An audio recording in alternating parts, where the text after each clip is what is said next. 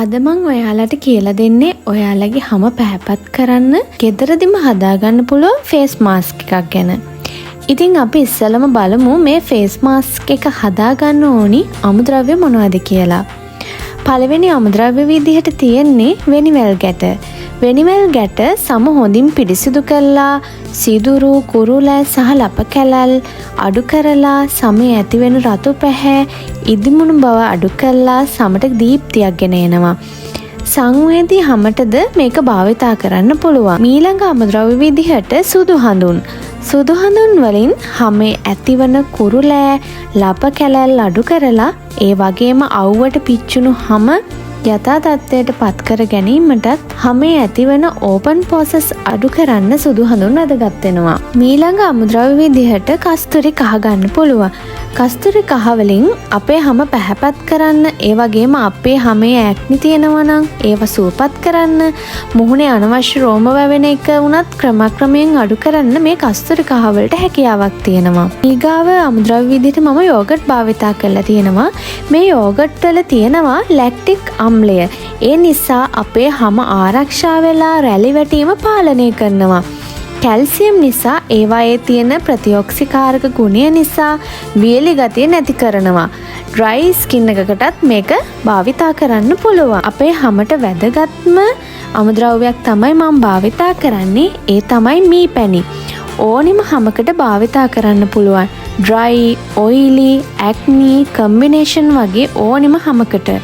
විශේෂයෙන්ම මී පැණි කියන්නේ විටමින් C බහුල ඛනිජ ලවණ, මැග්නීසියම්, කැල්සියම්, සින්ක් මේ මී පැණි වල අඩංගු වෙනවා.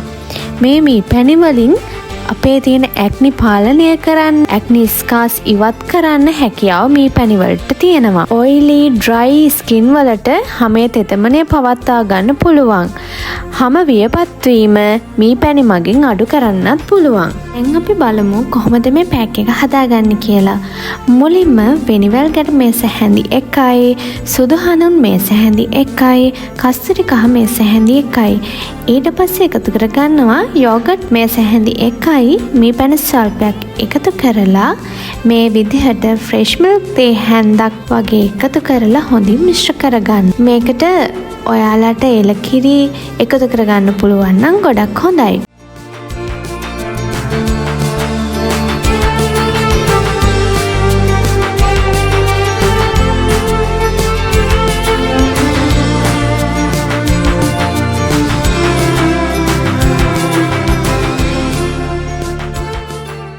ඊට පස්සේ මූණ හොඳින් හොදලා ඔයා පාවිච්චි කරන ෆේස් වොෂ් එකකින් හරි කමක් නැහැ, හොඳින් මූණ හොදලා මේ විදියට හොඳින් තෙත මාත්තු කරගන්න.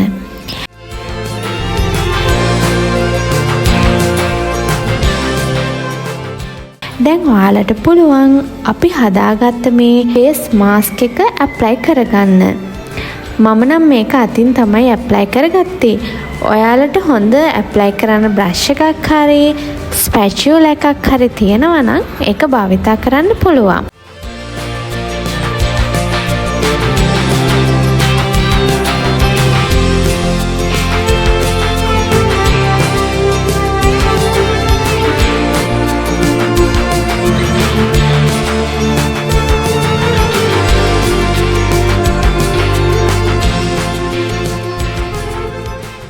දැන් මේ පැක් එක ඔයාගේ මූණේ හොඳින් ඇප්ලයි කරලා විනාඩි 20ක් විතර තියලා පිරිසිදු වතුරින් හොදලා ඉවත් කරන්න. ඔයා පාවිච්චි කරන මොයිස්චරයිස් එකත් අවසානයේ ඇප්ලයි කරන්න පුළුවන්. ඉතින් හැමදාමත් මේ වගේ ඔයාලව ලස්සන කරන වටින වීඩියෝ එකකින් හමු වෙමු. මගේ channel එකත් subscribe කරලා තියාගන්න. හැමෝටම බොහොම ස්තුතියි.